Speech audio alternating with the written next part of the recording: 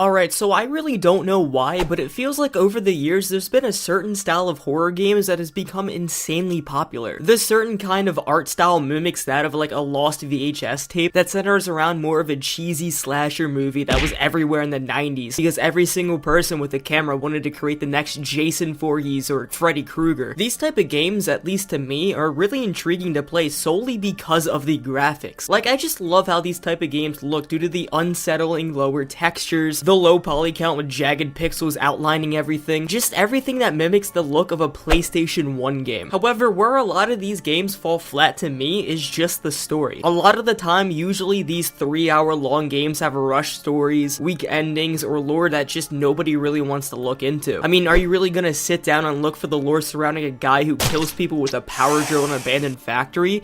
Actually, I mean, that kind of sounds actually dope. However, there is this one game that I can think of off the top of my omega-sized brain that includes both a really rich story and nice-ass graphics that dates back to not only the PlayStation 1 graphics, not the Sega Genesis graphics, but instead the goddamn goated console of the Atari 7800.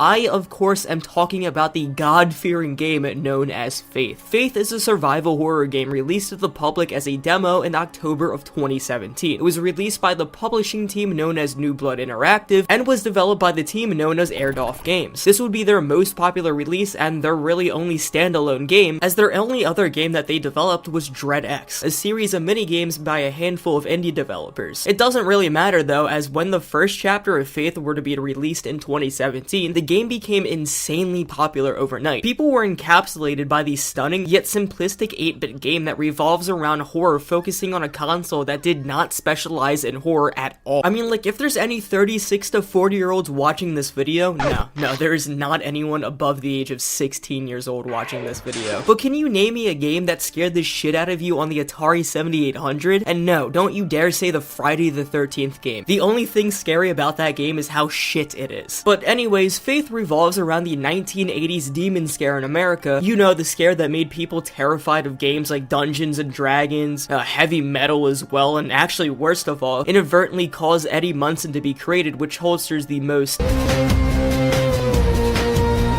interesting fan base, to say the least. When Faith was first released, all that there was to offer was a simple forest scenery where you have to go in what seems to be an abandoned house to finish off an already made demon controlling his 17-year-old girl. That chapter alone caused enough popularity for the game to be released in a full state 5 years later in the span of 3 chapters. But is the full game good, or was the first chapter just a lucky hit? Well, why don't you all sit back, relax, and watch as I go over Faith while a ginormous arm just grows the fuck out of my face. Yeah, that's right, I've been the demon girl this entire time. I will eat you with my arm mouth. Alright, let's get into the first chapter of the game, also known as the first demo to be released. You are this hunk of blue flesh named John Ward. You are a priest who 1 year ago in the game's present day attempted to exorcise a 17-year-old girl known as Amy Martin with another priest named Father Allred. However, something goes wrong when you try to take the Martin parents away from witnessing the demon taking over Amy in the basement, and once you head back down, Father Allred is dead, and so are Amy's parents. The only ones that made it out alive were you, the 2 younger twins of Amy, Jason and Nate, and also Amy. Oh, well, the demon of Amy. Now, within a secret boss fight towards the end of the chapter, and hinted at one of the endings, it's shown that John was admitted to a hospital following the events. It's claimed that what John saw was all just a figment of his imagination, but when you actually get to play this game, no, that's not what happens. But no matter, as John would soon go back to the now run-down house to kill Amy once and for all. Upon arriving to the forest, you can now explore to look for readables to collect and to understand more about the lore and what happened. These readables, apart from the very short cutscenes, are your primary source of gaining info about the world and what's happening within it. It's nice, and it fits the Atari-like aesthetic of the game. It would also be very hard to believe that any game in the 80s would include like a 4K resolution cutscene showing off the thoughts of John and how he previously tried to take on Amy. You will see none of that. The closest thing that you'll see is that of a hand-drawn cutscene that briefly shows off the demons that you're about to take on, or really just any gruesome cutscene. The first you see of this animation is actually very early on, when you die to this white spider-like demon that randomly attacks you throughout this forest. These cutscenes are easily the best thing about this game. Every animation you see in this game looks so visually appealing. The demons or the gruesome scenes in the game are always so creative, with most of the time unsettling soundtracks that coincide with it. It's just beautiful in a sick way.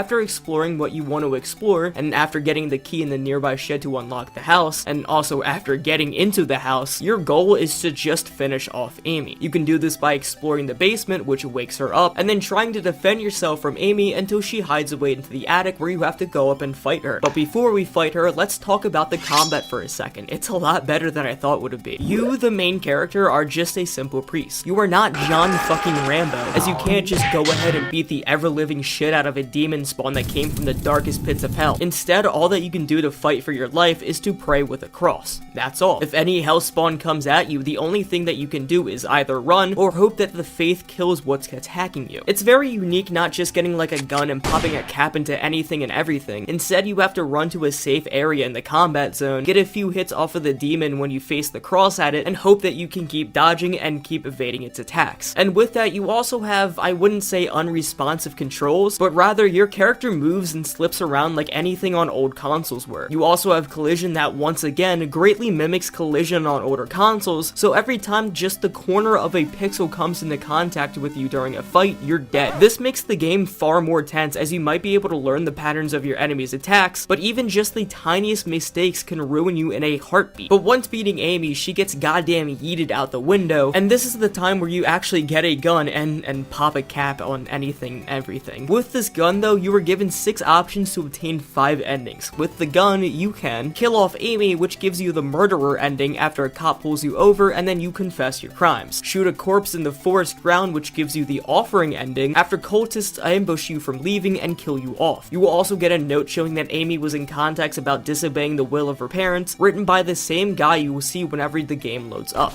Gary. He'll be a lot more important later on in the game. Shooting the mirror in the next room gives you access to a secret boss, where killing it shows you the hospital letter that I briefly talked about. Shooting the gray guy by the old shack gives you the father and the son ending after the white spider kills you after ambushing you in your car. Killing the white spider is a canonical ending of the game, where you go ahead and just fuck off, hoping that Amy has succumbed to her own injuries. And finally, you can shoot the deer. Don't do it though, it's my only warning. 2 years after the release of Faith Chapter 1, New Blood Interactive would release the second chapter in February of 2019. This second chapter would be a direct continuation of its latter, taking place in the same exact night. Well, I mean, not the beginning part, because at the start you get to play as the gray-figured person you saw hanging out by the shack, now named Father Garcia, in a note that you can find beside his bed. Father Garcia is held up in an apartment complex trying to exorcise a little boy named Michael Daves. Father Garcia is supposedly forced to return Michael to his parents. However, even if you just take a glance at the kid, you'll notice that he's just not a kid. Rather, he is instead that goddamn white spider. You have to try to expel the demon from Michael's body once again. However, once you do so, all that happens is that Michael escapes, kills some random person who was just the unluckiest person alive, holy L this guy took, and Michael leaves the building with you chasing after it. This event happened right before the events of Chapter 1. The game fully starts with you once again as John Ward, exploring a cemetery at 2 in the morning. This cemetery has supposedly closed down due to prior supernatural events. How exciting. Can't wait to enter a place full of dead people that is now haunted. Wow. Probably be safer exercising demons, you know, on a freeway, or maybe even at like Jeffrey Dahmer's house, who knows. Entering this cemetery, you'll see a tomb saying save, holding 3,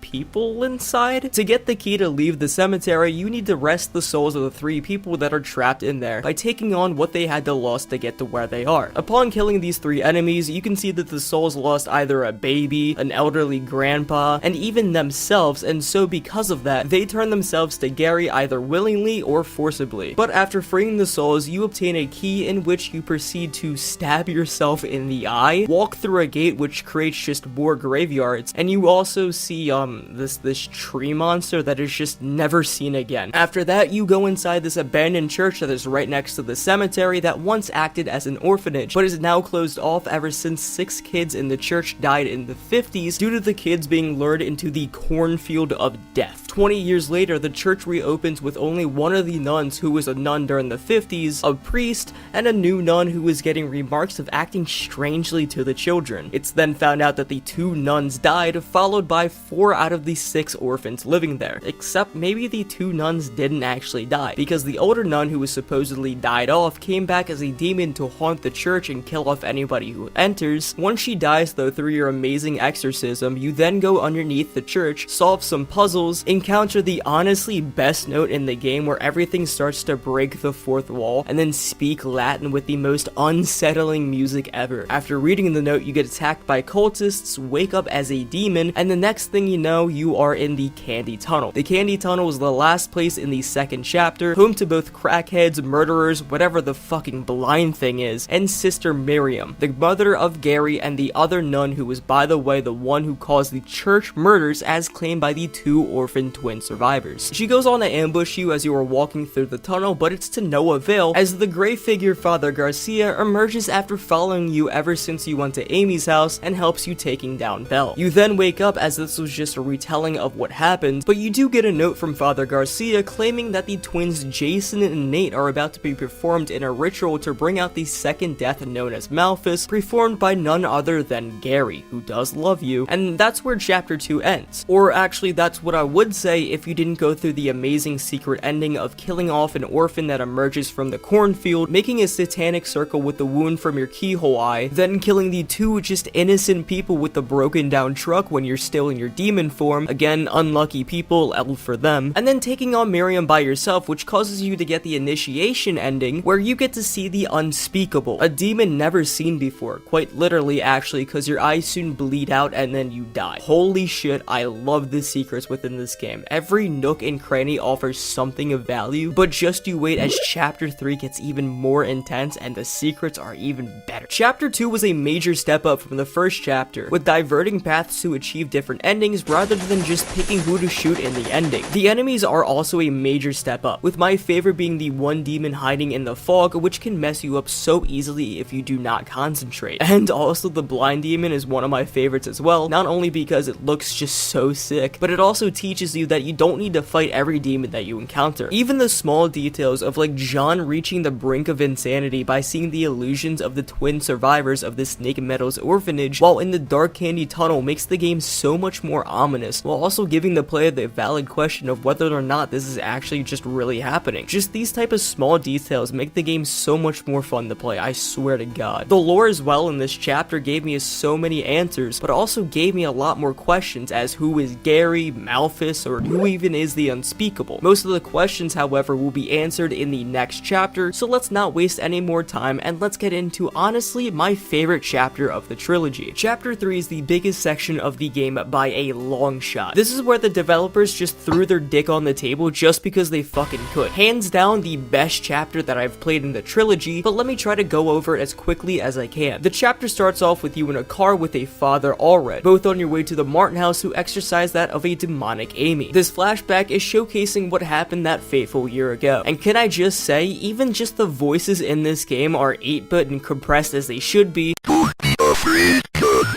We're 2 or 3 are gathered. Don't live.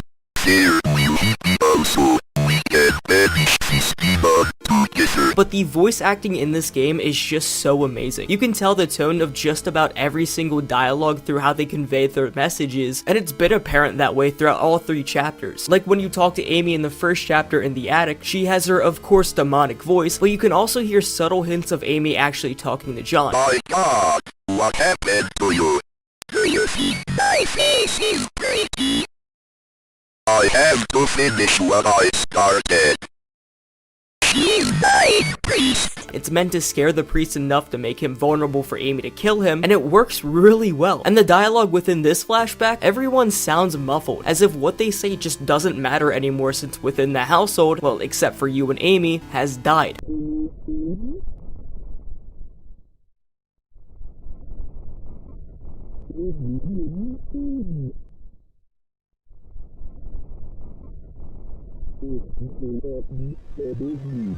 Anyways, you enter the house, greet the Martin parents, and then make your way down to the basement to see Amy. It is kinda weird though, as Nate and Jason are nowhere to be seen in this flashback, let alone be hinted at. Even if you look at the family portrait within the living room, the two are nowhere to be found. And later on in the game, when you go back to this flashback, you cannot enter the children's room. It's pretty strange. But once you enter the basement, you wake up back in your house as this flashback gets broken apart multiple times, so we'll return back to this. You get a letter from Father Garcia explaining that the abandoned clinic has shown signs of supernatural activities, so it's up to you to explore it as he looks for the twins. Upon going to this boarded up and policed off clinic, you need to make it to the basement. That's where the supernatural activities are happening. This is the clinic where Gary and Amy worked at, and subsequently how they met and how Amy ended up being sacrificed to Gary's cult, with it also showing signs that demonic sacrifices occurred here as well, as you can see some pictures of fetuses being degraded into some weird ass looking monster, exactly how Michael Davis's decoration looked. Trying to get into the basement by breaking the boards off the door by using a crowbar so you can exorcise the demons will cause an ambush to occur on you, where you soon get tied to a gurney and put into a dark room home to many victims who unfortunately, hey, is this lost? Once being able to successfully hide from the demon multiple times, the cop in front of the building comes down to finally save you. You can now leave the clinic after shooting up some, I guess, fetus demons, but if you do so, you won't get the best ending. You see, you do have a main goal of taking down the beings here and in every area that you go to later on in this chapter, but there are some secret bosses to take down. If you do not kill them, at the end, all you do is close off the seal that allows the arrival of Second Death and of Gary, and you basically get kidnapped by Father Garcia in a bad ending. So let's just go ahead and talk about the good ending primarily. Going back into the clinic, you have to go right back into the gurney, and then I guess hug a dead body who isn't really dead and pushes you down a flight of stairs, which causes you to meet a motherly lady who for some reason calls Gary a human, I don't know why, and then gets her fetuses to attack you so they can eat you. Killing her though breaks 1/3 of the seal. You then can leave, and then the next day you have to make your way over to an apartment complex as this one lady named Lisa is claiming that everyone there is up to no good demonic shit. After getting a letter from Lisa saying that now apparently everything is completely fine, you go ahead and investigate the apartment complex because we all know that's just not true at all. As you see, once you go into the apartment complex, everything is filled with mirrors that for some reason become shattered after entering the 6th floor, a basement that is surrounded in darkness that kills you immediately, and the apparent lack of a 7th floor. Oh wait, maybe there is a 7th floor.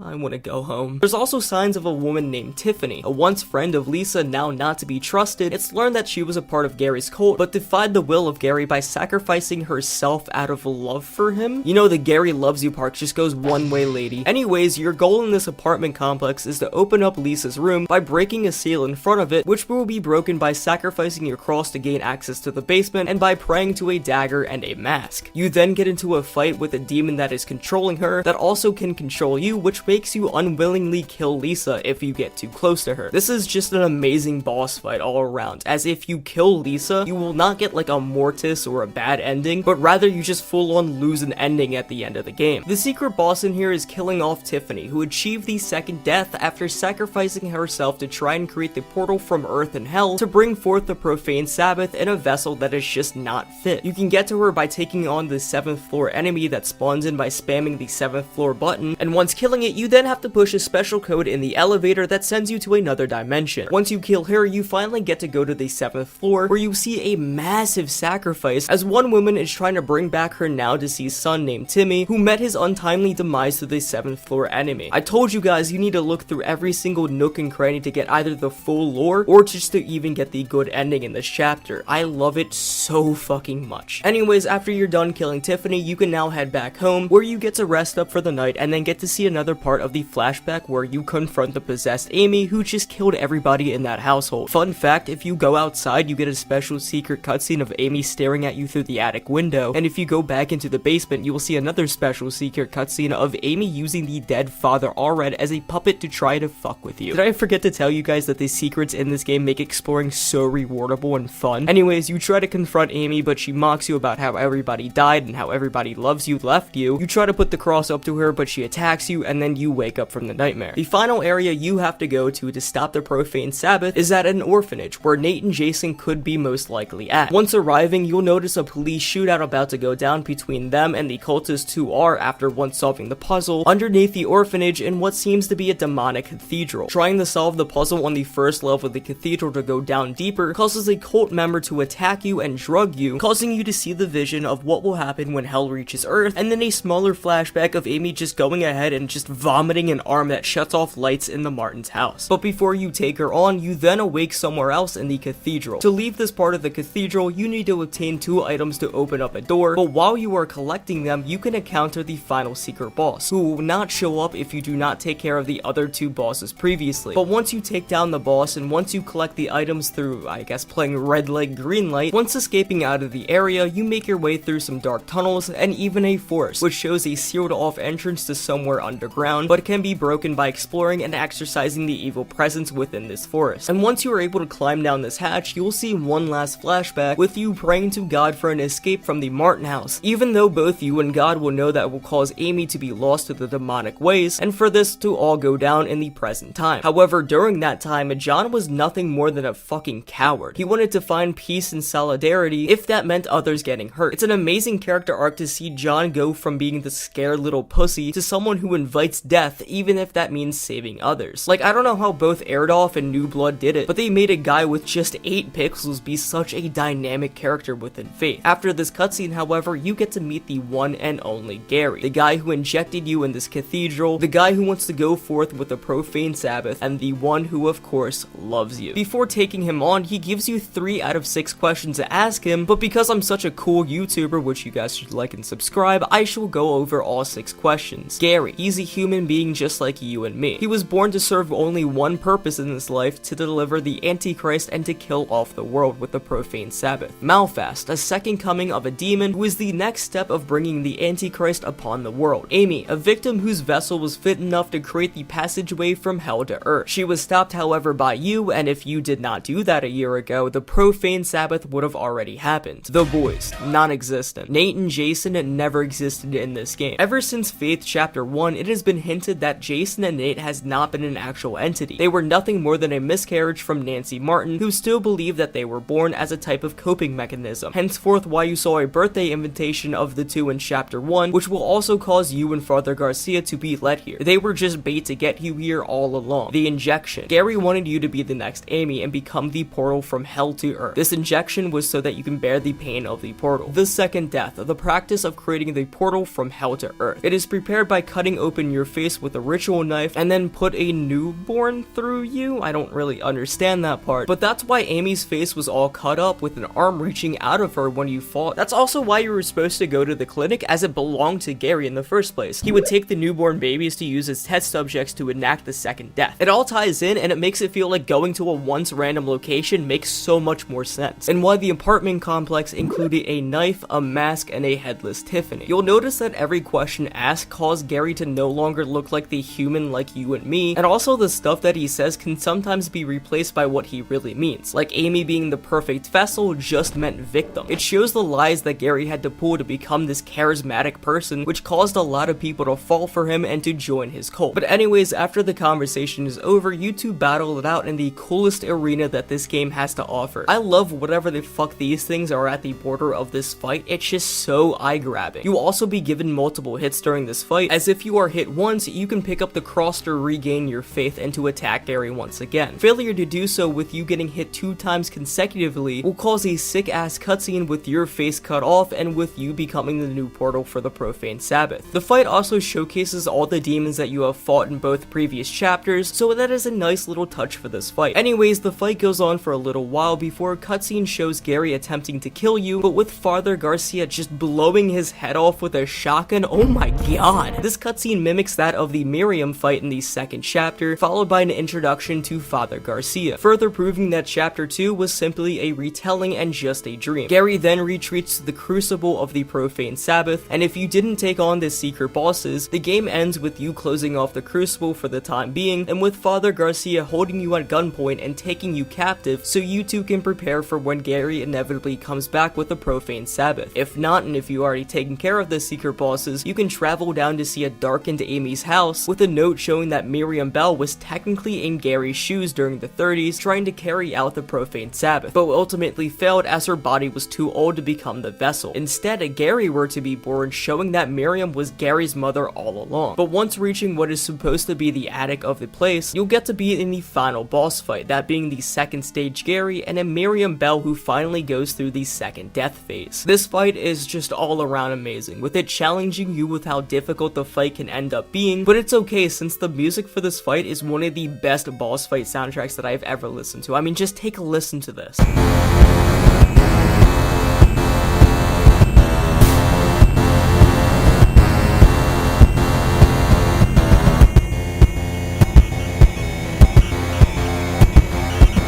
Dude, I think I just pre to this soundtrack. Once expelling the demons from Miriam, you can then burn her, which causes her to finally be killed off and for Amy to finally be sent down here. Gary tries one last time to try to reason with Amy, but she just calls him a failure and sends him back to the pits of hell. The portal then closes with her face coming back to normal, and she tells you to finish off what you started a year ago by praying and to exorcise her. If you don't do that, by the way, you get the worst ending in this game, in which the profane Sabbath actually occurs, where demons roam the earth freely and you are put into a personal hell for all eternity. But if you do end her suffering, you get to leave the orphanage with Father Garcia, with the cultists and the police all dying in one last shootout. You then get the option of leaving with Lisa and forgetting about all this happening, or leaving with Father Garcia, in what I think is a hint to a sequel where you take on the unspeakable. Oh my god, I hope this is gonna be a sequel. And basically, that's it. Faith Chapter 3 and Faith altogether summed up in what, a 25-minute video? This game is amazing. Hands down one of the best horror games I have played in years, if not in my life. This game is not like shit your pants scary, but the game focuses on more psychological horror, which I adore. Everything in this game is just unsettling, and the ideas behind the lore, graphics, and just about everything is amazing. Even the small details, which might put off some people for searching every corner of the game, is really rewarding and adds to either the lore or just the environment surrounding you. Like, did you know that John can go into the neighboring houses and peek into what people living there are watching on TV? And as the day goes by, the TV shows get creepier and creepier until the profane Sabbath happens at the bad ending, which shows that the people there are brutally murdered. Stuff like that just makes me appreciate the game so much. All in all, I 1000% recommend you guys play the game, just so you all can experience it for yourself and look more into the lore that I did not talk about. But what did you guys think of the game? Did you guys like it, hate it? Leave it down in the comments below. But other than that, I'm gonna end this video right here. Thank you guys so much for watching. If you guys like this video, maybe hit that like button and subscribe.